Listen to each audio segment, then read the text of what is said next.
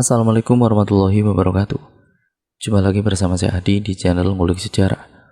Pada video kali ini saya akan kembali lagi membacakan suatu kisah misteri yang kali ini merupakan kelanjutan dari kisah yang kemarin ya teman-teman, yaitu teror Hotel Lembang yang kali ini memasuki part yang kedua yang sekaligus menjadi part akhir dari keseluruhan alur ceritanya. Cerita pada kali ini masih tetap ditulis oleh Mas Wahid Nur Rohim. Nantinya kalian juga bisa mengunjungi tweet beliau secara langsung dan juga karya karsa beliau secara langsung ya teman-teman. Yuk daripada kita lama-lama, kita langsung saja menuju ke kelanjutan ceritanya.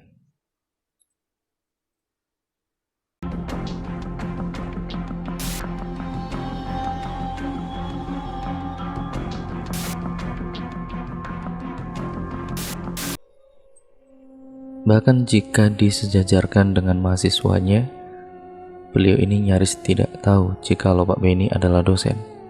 Duh, gimana ini Mas Andi? Bapak nggak pernah ketemu sama yang beginian, ucap Pak Beni sambil gemetaran. Loh, Pak, Bapak itu pendamping, jangan malah ikutan panik gini. Nanti gimana anak-anak kalau Bapak yang dituakan malah panik sendiri, ucap Andi sambil terus berjalan. Namun tiba-tiba kamar yang ada di depan Andi terbuka dengan sendirinya. Ya, seketika itu juga keluar seorang ibu-ibu ternyata yang tengah mengenakan petruk sembari menyisir rambutnya. Ada apa ya Mas? Ada yang mau melahirkan ya? Ucap ibu itu yang seketika membuat emosi Andi semakin meluap karenanya.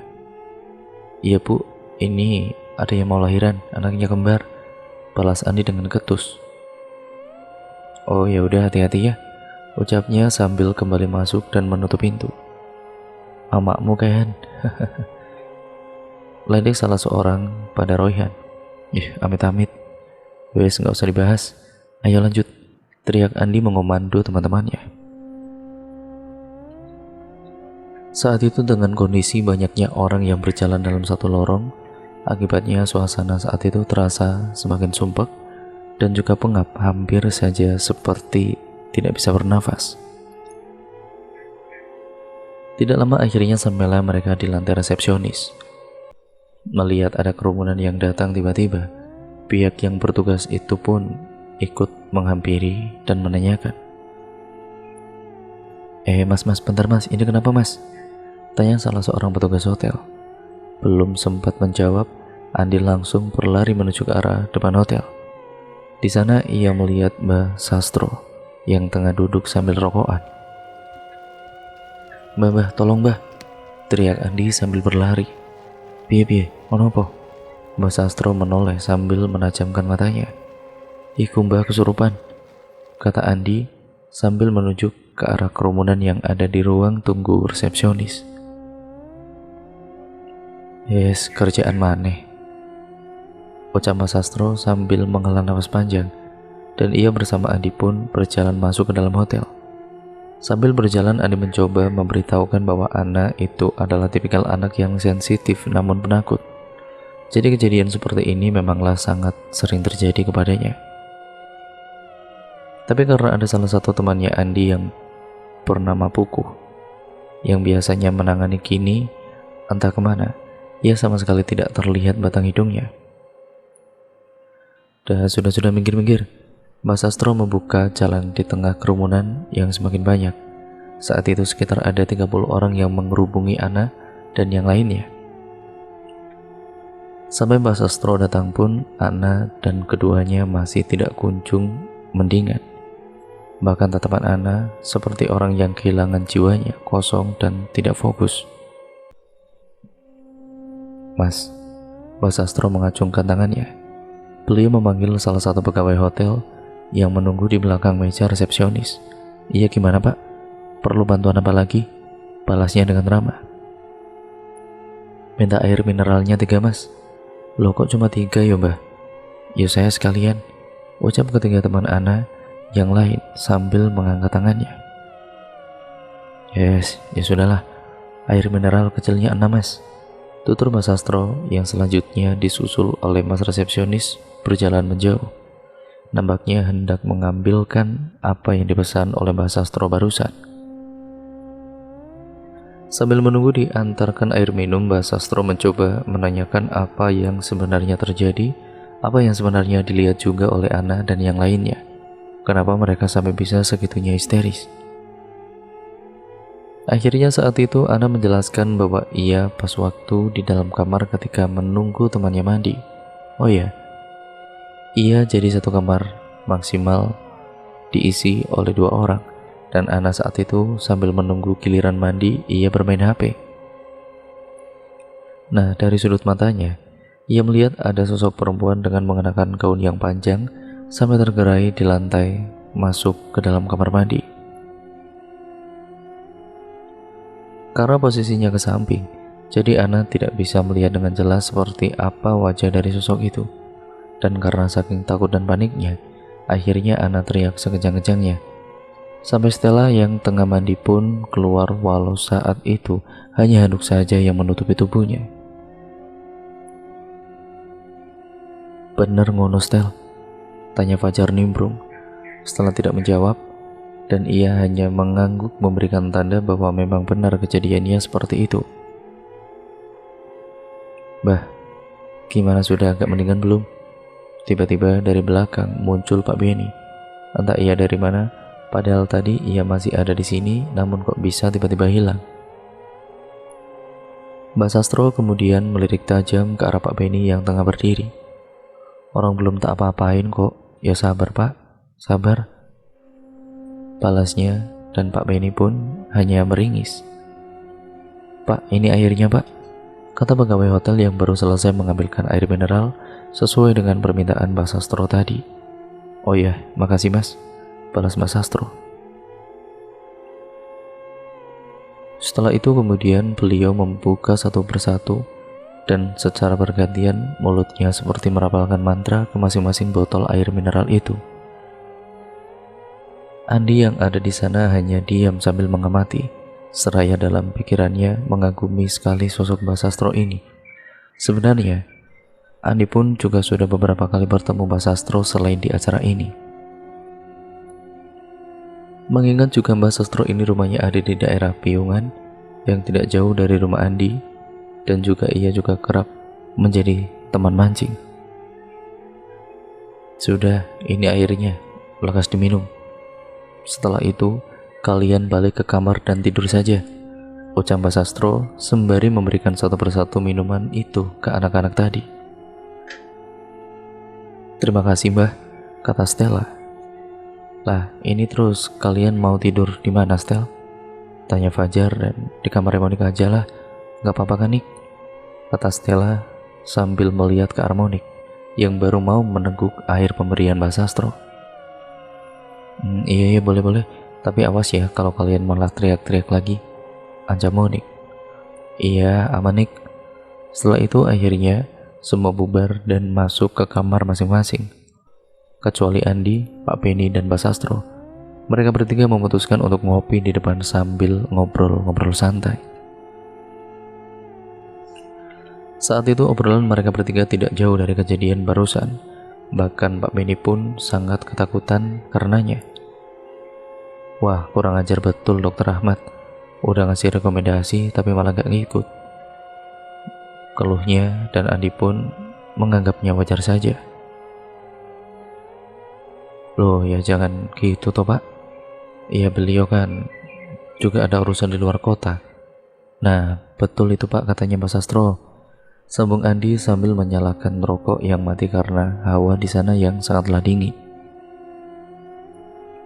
Tanpa terasa malam sudah semakin larut.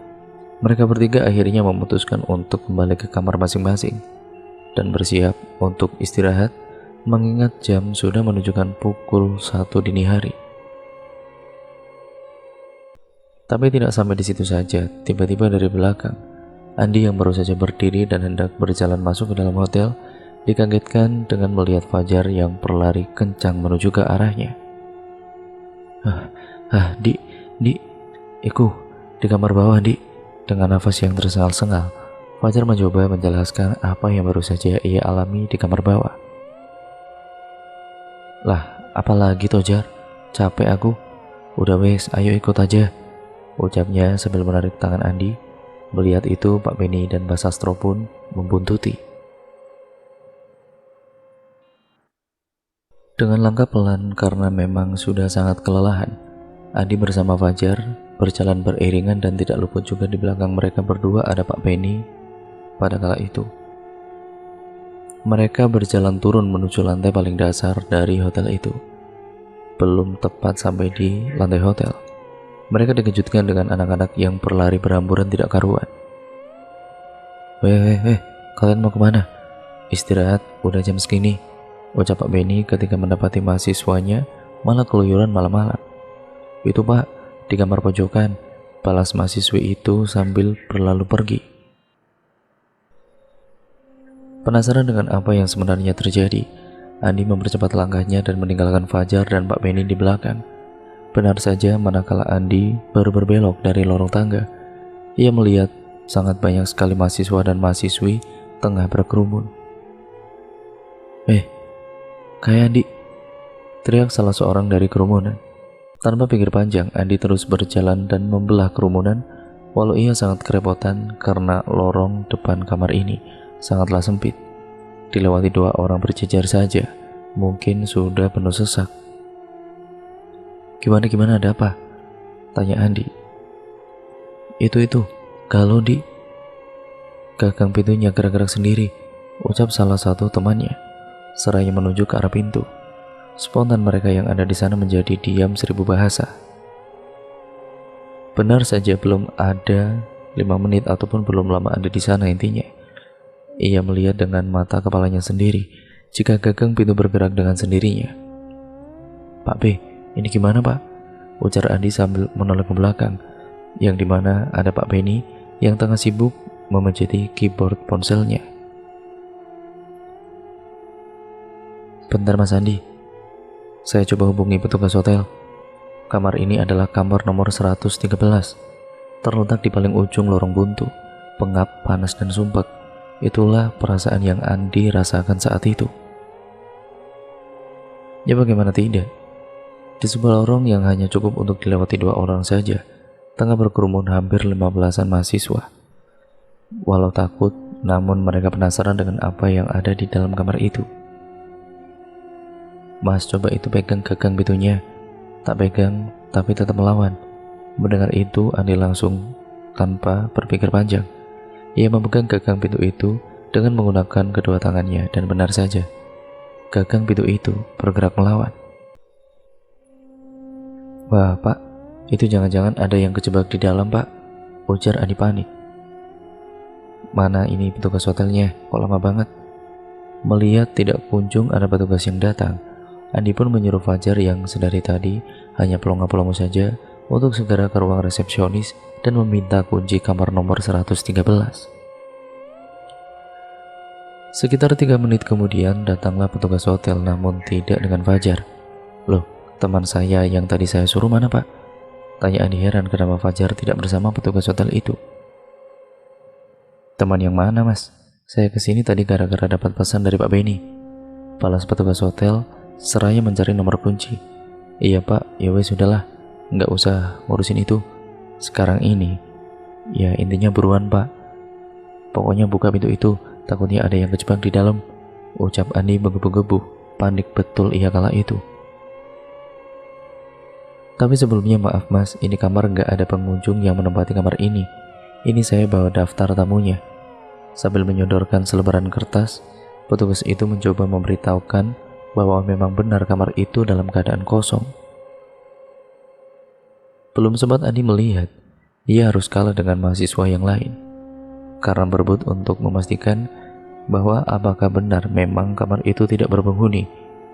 Karena memang hampir semua yang ada di sini melihat dengan mata kepalanya sendiri bahwa gagang pintu itu benar-benar bergerak dengan sendirinya. Weh, iya iki Di, ucap Pak Benny. Andi menghela nafas panjang. Ya udah wes gini aja Pak, buruan dibuka saja kamarnya ini. Semuanya nampak heran dengan apa yang barusan Andi sampaikan. Jangan-jangan nanti hantunya keluar gimana? Ujar salah seorang dari kerumunan. Namun berbeda dengan yang tadi. Ini suara perempuan. Alah, hantu gak butuh pintu kalau mau keluar, ucap Andi ketus. Ya sudah mas, bentar, saya akan buka. Petugas itu lalu perlahan mencari kunci untuk kamar nomor 113. Setelah didapat, beliau langsung membuka kamar itu, dan ternyata ketika dibuka, masih dalam keadaan gelap gulita. Loh, beneran tuh mas, memang gak ada. Tidak percaya sampai di situ, Andi memaksa untuk masuk, dan kemudian dia menyalakan lampu. Ia benar-benar mengecek setiap detail dari kamar tersebut, bahkan sampai ke kamar mandi. Namun benar-benar memang tidak ada seseorang pun yang berada di sana. Aneh sekali. Setelah kejadian itu, akhirnya semua kembali ke kamar masing-masing. Namun berbeda dengan Andi, ia memilih untuk bersantai sejenak di ruang tunggu sambil ngopi gratis tentunya. Ada-ada saja masalahnya, batin Andi menggerutu setelah membuat secangkir kopi kapal api serta mengisap rokok surya 16 kebanggaannya. Andi duduk bersandar di sofa sambil setengah rebahan. Loh, Mas Andi sudah sampai sini. Terdengar dari belakang ada yang menyebut namanya. Karena penasaran, Andi pun menoleh. Loh Pak B, dari mana aja Pak? Nganu Mas Andi, maaf tadi sampean saya tinggal. Bapak takut betul, ungkap Pak Bendi sambil berjalan mendekat. Ya wes, sini duduk aja Pak. Mas Sastro bentar lagi juga nyusul palingan, ucap Andi mempersilahkan. Kala itu Andi tidak banyak berbincang. Ia hanya bermain HP seraya menenangkan pikiran di tengah masalah yang ada saat itu. Namun sesekali Andi melirik ke arah Pak Beni. Nampak wajah pucatnya tidak bisa disembunyikan walau tengah berada di ruang remang-remang.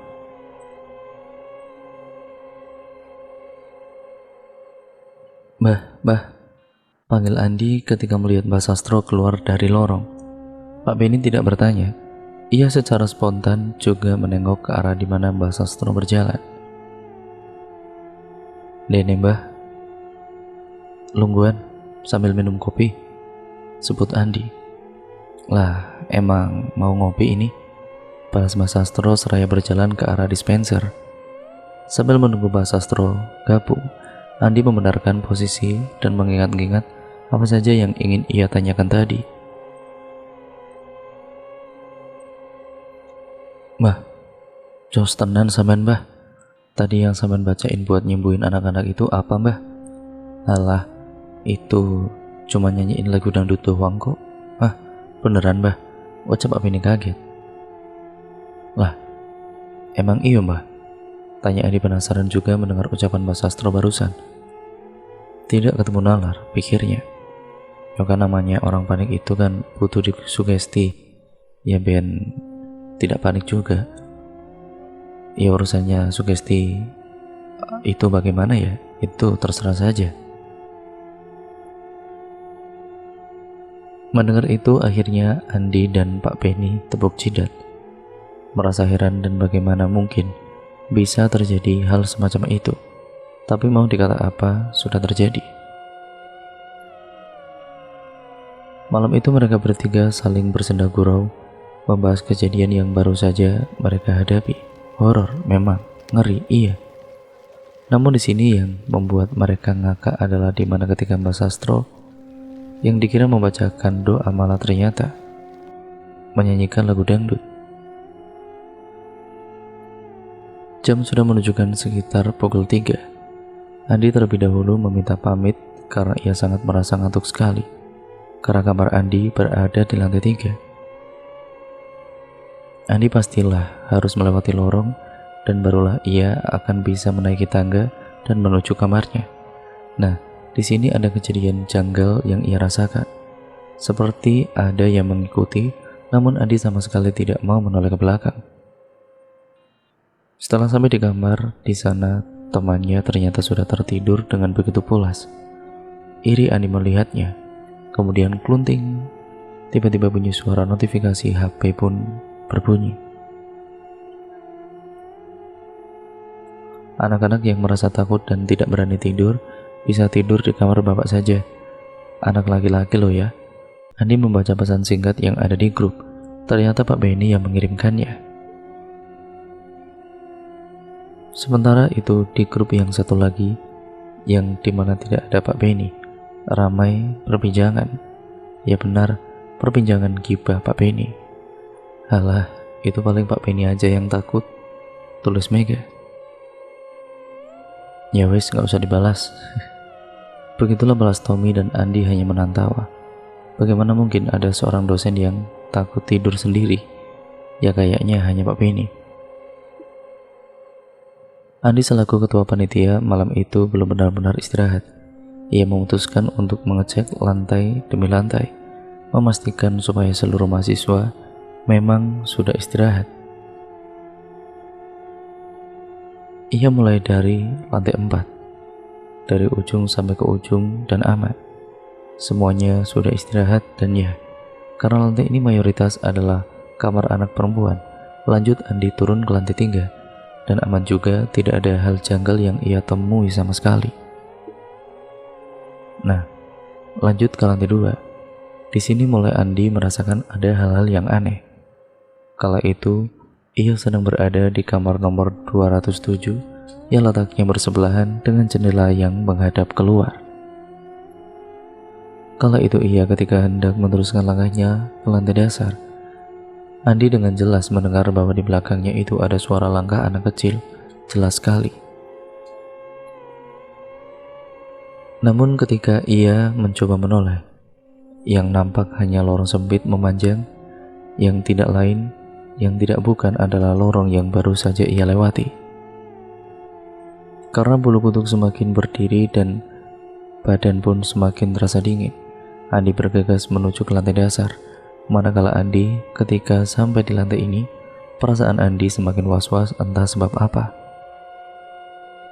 Di saat Andi mulai berjalan melewati kamar demi kamar, ia dikagetkan dengan suara ramai. Sumber suara itu ada di dapur. Dengan langkah tegap berani, walau dalam hati ia merasa sangat ngeri, Andi memberanikan diri. Ketika sampai di sana, alangkah terkejutnya Andi. Jantungnya seperti mau copot ketika melihat ada 4 orang di sana sedang bermain kartu. "Weh, tahu jam nggak kalian itu?" teriaknya. "Santai Dik, santai. Udah sini main," ucap Fajar dengan santai.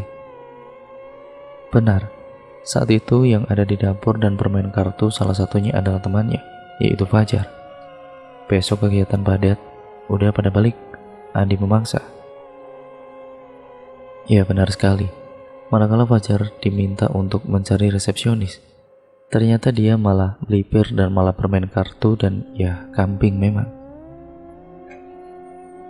Akhirnya mereka dengan raut wajah masam terpaksa memberisi kartu dan kembali ke kamar masing-masing. Setelahnya Andi sudah menyelesaikan tugasnya mengecek satu persatu lantai. Kini saatnya ia beradu lelap dengan kawannya yang sudah tertidur dengan pulasnya. Tapi kembali lagi saat Andi berjalan menaiki tangga menuju ke kamarnya yang ada di lantai 3, Andi kembali merasakan bahwa di belakangnya ada yang mengikutinya, dan sama, suara langkah kaki anak kecil, seperti yang ia dengar tadi itu ketika berada di lantai 2. Namun kembali lagi, kini rasa lelahnya sudah mengalahkan rasa takut. Andi sama sekali tidak menggubrisnya. Ia berjalan dengan santai ke arah kamar, membuka pintu, melepas jaket, dan tidur. Hari sudah berganti, acara Andi dan juga seluruh rombongan juga berjalan lancar. Walau sempat ada kendala malam itu di hotel, kurang ajar sekali Dr. Ahmad memberikan rekomendasi hotel yang lebih tepatnya seperti tempat uji nyali batin Andi. Sore itu bus ketika perjalanan pulang, untuk menghilangkan rasa bosan, pihak I.O. membuat kegiatan kecil-kecilan, yaitu stand up comedy. Tapi bukan stand up comedy, saat itu lebih tepatnya malah menjadi ajang saling sindir, yaitu menyindir Pak Benny yang tidak berani tidur sendirian. Menyindir kenek sopir yang sakit takutnya dia tidak bisa tidur karena wiritan sampai pagi. Nyindir Stella yang tidak tahu apa-apa malah ikutan teriak. Namun berbeda dengan Andi, ia masih teringat betul pesan dari pihak hotel yang menghimbau supaya kisah itu tidak usah sampai diceritakan dulu ataupun sampai terdengar di luar, mengingat kejadian seperti ini adalah hal yang wajar. Perjalanan mereka sampai ke Jogja berjalan dengan lancar dan tanpa kendala. Andi bisa beraktivitas seperti biasanya, sementara Pak Beni kini menjadi artis dadakan di fakultas. Ada satu gelar yang tidak tertulis yang kini tersemat di namanya, SATS, ataupun alias sarjana anti tidur sendiri. Ya mungkin hanya itu kisah yang singkat yang bisa Wahid sampaikan, dan seram ya mungkin tidak. Tapi di cerita ini ada satu pesan yang ingin saya sampaikan. Ternyata sehebat itu sebuah sugesti. Air biasa yang hanya dinyanyikan lagu dangdut saja bisa menenangkan, bukan pada lagunya, tapi dengan anggapan bahwa meminum air yang didoakan, walaupun sebenarnya saat itu hanya dinyanyikan lagu dangdut, bisa meredam rasa ketakutan. Jadi pesanku untuk kalian semua yang membaca cerita ini atau mendengarkan video kali ini, jangan terlalu dalam hal apapun, jangan gampang merasa takut, jangan gampang panik, dan lain sebagainya. Sebab terkadang hal yang kita takutkan itu sama sekali tidak memberikan efek pada diri kita. Justru dari rasa takut yang berlebihan yang diakibatkan oleh pikiran kita sendiri, justru itulah yang membuat dampak negatif pada diri kita sendiri. So jadilah orang yang bijaksana dalam segala hal. Jadi sosok hantu perempuan yang dengan gaun itu memang kerap kali menampakkan dirinya, namun sama sekali tidak mencelakai para pengunjung hotel. Untuk suara anak laki-laki kecil itu juga banyak yang membenarkan. Pasalnya sudah sering terdengar dan banyak pula pengunjung yang mendapati gangguan itu. Namun di lain sisi, kondisi hotel itu sangatlah keren. Ornamen klasik siap menyambut kalian tatkala datang dan menginap di hotel ini. Dan cerita pun akhirnya selesai sampai di sini ya teman-teman. Begitulah pengalaman dari Mas Wahid Nur Rohim yang sudah diceritakan di sini. Terima kasih sudah menyimak video kali ini. Jangan lupa like, komen, dan share video kali ini, serta subscribe channel ini, serta nyalakan lonceng notifikasinya agar kalian tidak ketinggalan video terbaru selanjutnya dari channel ini. Sekian kurang lebihnya, mohon maaf. Sampai berjumpa di video terbaru selanjutnya dari channel ini. Wassalamualaikum warahmatullahi wabarakatuh.